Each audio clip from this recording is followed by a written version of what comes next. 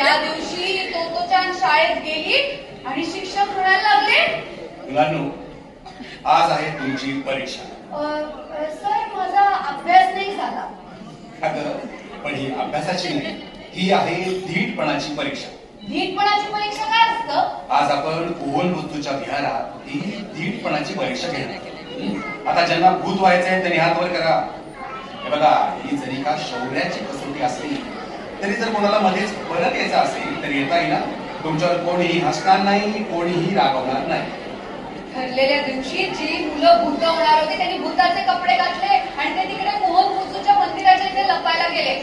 तोतोचानला काही भूत व्हायचं नव्हतं, पण ओईला भूत व्हायचं होतं. आम्ही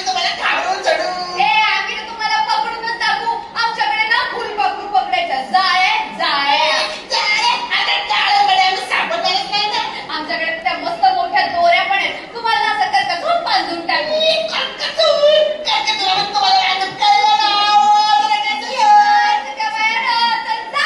उरलेल्या 30-35 मुलांनी लहान लहान घर केले आणि थोड्या वेळाच्या अंतरानं ओव्हन बुद्धूकडे जायला सुरुवात केली. त्यांना संपूर्ण विहाराच्या आसपासच्या मैदानात आणि विहारामागच्या स्मशानापर्यंत जाऊन यायचं होतं.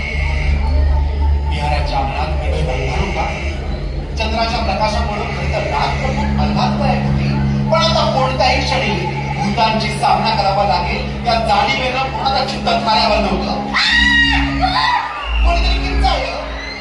अंधारात झाडांच्या सावल्या आणि पानांची सळसळ फक्त जाणवत होती आणि तेवढ्यात तोतोचानच्या पायाला कोणता तरी पाय लागला आणि मी जोरात किंचाळली.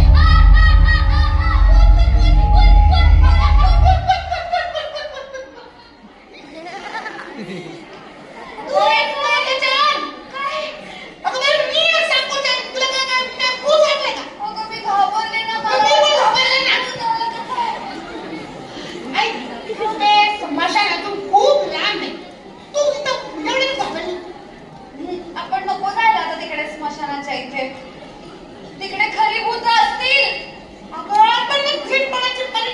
मला कळलंय धीटपणाची परीक्षा काय असतं ते. तेवढं मला बास आहे. गंमत म्हणजे त्यांच्या वर्गातल्या बाकीच्या मुलांनी हाच विचार त्याच वेळी केला आणि तसं करणारे आपण एकटेच नाही याची खात्री करून देत सगळ्यांनी परत शाळेकडे धाव घेतली. स्मशानापर्यंत जायला सगळे